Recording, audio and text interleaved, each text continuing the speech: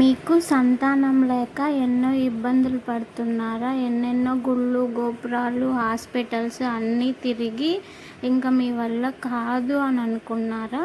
ఒక్కసారైతే ఈ టెంపుల్‌కెళ్ళి విజిట్ చేయండి. 99.99% అయితే ఇక్కడికెళ్ళిన ప్రతి ఒక్కరికి సంతానం కలుగుతుంది. అది ఎక్కడో కాదండి. ఫుల్ డీటెయిల్స్ మొత్తం లాస్ట్ వరకు చూడండి. వీడియో డీటెయిల్స్ మొత్తం చెప్తాను. ఎందుకు ఇంత నమ్మకంగా చెప్తున్నామంటే మా అమ్మకి కూడా నేను అక్కడికి వెళ్ళిన తర్వాతే పుట్టానన్నమాట. అంటే అది ఎన్నో ఏళ్ళ నుంచి ఉన్న గుడి అన్నమాట. అడ్రస్ డీటెయిల్స్ మొత్తం క్లియర్గా ఎక్స్ప్లెయిన్ చేస్తాను. అలాగే ఈ గుడి గురించి ఉన్న చరిత్ర మొత్తం కూడా వీడియోలో చెప్తాను. మీరైతే స్కిప్ చేయకుండా ఫుల్ వీడియో చూస్తేనే మీకు అర్థమవుతుంది. ఈ గుడి ఎక్కడో లేదండి, మన ఆంధ్రప్రదేశ్లోని అన్నమయ్య జిల్లా గుర్రంకొండ మండలం చెర్లోపల్లి గ్రామంలో ఉండే అమ్మవారు రెడ్డమ్మ కొండపైన వెలిసిన తల్లి. అమ్మవారి పేరు వచ్చి రెడ్డమ్మ దేవత. ఆ అమ్మవారు ఊరికి గ్రామ దేవతగా ఉంటున్నారు. అలాగే ఇక్కడికి వెళ్ళిన ప్రతి ఒక్కరికి అయితే సంతానం కలుగుతుంది అనేసి ఎప్పటి నుంచో వస్తున్న నమ్మకం. ఇంకా ఇక్కడ వచ్చే స్థల పురాణం ఏంటంటే అమ్మవారు వాళ్ళ నాన్నకి 7 అన్నదమ్ముల తర్వాత పుట్టిన ఆడ సంతానం. అలా అమ్మవారిని ఎంతో అపురూపంగా చూసుకునేవాళ్ళు. అప్పట్లో గుర్రంకొండని నిజాములు పాలించే కాలంలో అమ్మవారు సద్దల చేను దగ్గర కాపలాకి వెళ్ళారు. అలా కాపలాకి వెళ్ళిన అమ్మవారిని నవాబులు చూసి పాడు చేయడానికి వెంటపడుతుంటే అమ్మవారైతే ఈ కొండ దగ్గరికి వచ్చి మొక్కుకొని అడిగారనమాట. అలా కొండ 2 భాగాలుగా చీలిపోవడంతో అమ్మవారు ఆ కొండ మధ్యలోనే ఉండిపోయారు. అప్పట్లో అమ్మవారు మనుషులతో మాట్లాడే వాళ్ళు కూడా అంట. మా అమ్మమ్మ వాళ్ళు చెప్తుంటే విన్నాం మేము. అలా మనుషులతో మాట్లాడే వాళ్ళంట, ఏం అడిగినా సమాధానాలు చెప్పేవారంట. అలా ఒకసారి ఒక ఆవిడ వాళ్ళ అమ్మాయికి పెళ్ళి జరిగి సీమంతం చేస్తున్నాము, దానికి నగలు కావాలి అని అడిగారంట. అమ్మవారైతే ఆ గుహలో నుంచి అమ్మవారి నగలైతే పంపించారంట. అలా పంపించిన తర్వాత మళ్ళీ ఆవిడ ఒక 2 వీక్స్ అయిన తర్వాత వరకు కూడా గుడి దగ్గరికి వెళ్ళలేదంట. ఒక 2 వీక్స్ అయిన తర్వాత ఆవిడ గుడి దగ్గరికి వెళ్తే అమ్మవారు నువ్వైతే నగలు తీసుకెళ్ళావు కదా, ఇంకా ఇవ్వలేదు, ఎప్పుడు ఇస్తావు అని అడిగారంట. అలా అడిగినప్పుడు ఆవిడ ఇంకా నీ నోరు పడిపోలేదా, ఇంకా మాట్లాడుతూనే ఉన్నావా అని అన్నారంట. అలా అనడంతోనే అమ్మవారు మూగగా మారిపోయారంట. అప్పటి నుంచి అమ్మవారు అయితే ఎవరితో మాట్లాడేవాళ్ళు లేదంట. అంతకుముందు అయితే అమ్మవారు అందరితో మాట్లాడేవాళ్ళు అని చెప్పేవాళ్ళు. ఇంకా నెక్స్ట్ ఇక్కడ వచ్చి మనకు పిల్లలు పుట్టడానికైతే ఆయుర్వేదం పసరైతే ఇస్తారు. అది టెంపుల్ దగ్గర కాదు, అది ఎక్కడ ఇస్తారు ఏమి డీటెయిల్స్ మొత్తం నేను చెప్తాను. మీరైతే స్కిప్ చేయకుండా చూడండి. ఇది పిల్లలు పుట్టడానికి పసరమందు అయితే అమ్మవారి వాళ్ళ అమ్మగారు వాళ్ళు ఉంటారు కదా, ఆ ఊర్లో ఇస్తారు. అదైతే దిగవతొట్లు వారిపల్లి. మీరు గుర్రంకొండ నుంచి వచ్చినా రాయచూట్ నుంచి వచ్చినా ఎలా వచ్చినా దిగవతొట్ల వారిపల్లి స్టేషన్ అంటే దింపుతారు. అక్కడ మనకైతే పసరమందు ఇస్తారు. అది 3 వీక్స్ తీసుకోవాలి.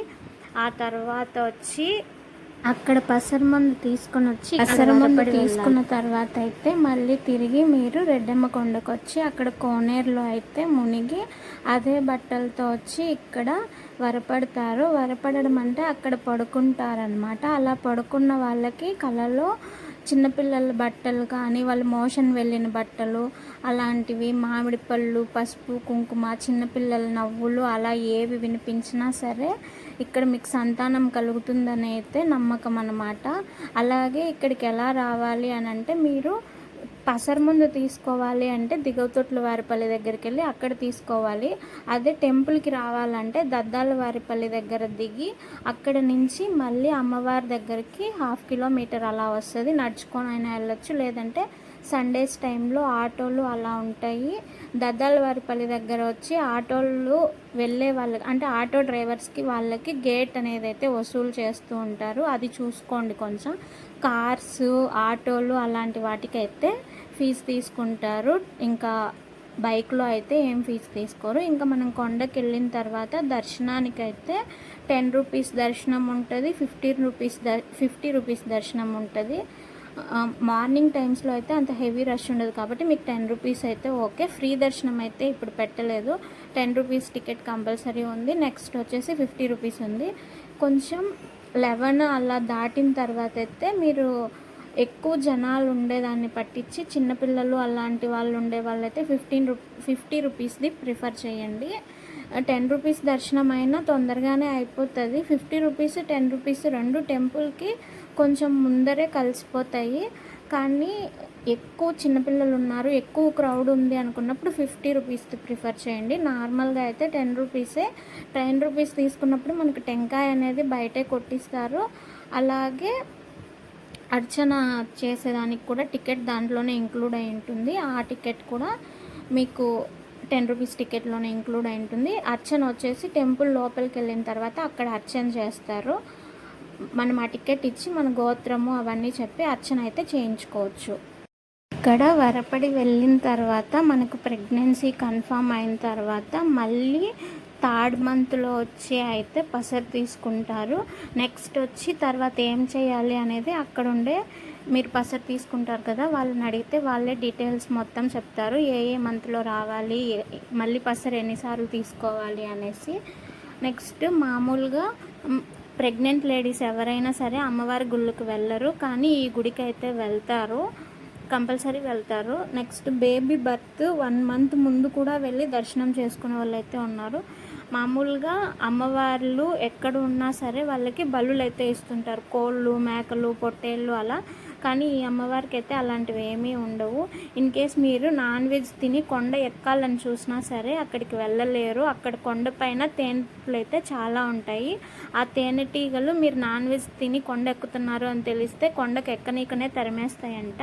అది మా చిన్నప్పటి నుండి మాకు చెప్పేవాళ్ళు. కొండపైకి అసలు నాన్ వెజ్ తిని అల్లో లేదు, కొండ ఎక్కడానికి కూడా మీకు అవ్వదు, ఎక్కక ముందే తేనెటీగలు అయితే తరిమేస్తాయి. నెక్స్ట్ వచ్చి ఇక్కడ మొక్కుకొని వెళ్ళిన తర్వాత అందరూ అమ్మవారి పేరు కలిసేలాగా వాళ్ళ పిల్లలకైతే పేర్లు పెడుతూ ఉంటారు. ఇప్పుడైతే అలా ఎవరు పెట్టడం లేదు, ముందైతే ఎక్కువ అలానే పెట్టేవాళ్ళు.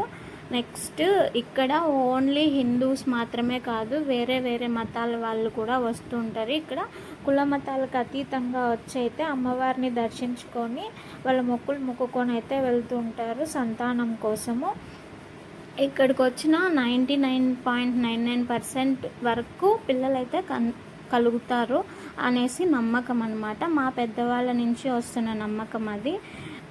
మీకు ఈ వీడియో ఎలా అనిపించిందో లైక్ అండ్ షేర్ కామెంట్ చేయండి. అలాగే మీకు తెలిసిన వాళ్ళలో ఎవరికైనా పిల్లలు లేకపోయినా వాళ్ళు బాధపడుతూ ఉన్నా ఒక్కసారి ఈ టెంపుల్కి విజిట్ చేయమని అయితే వాళ్ళకి చెప్పండి.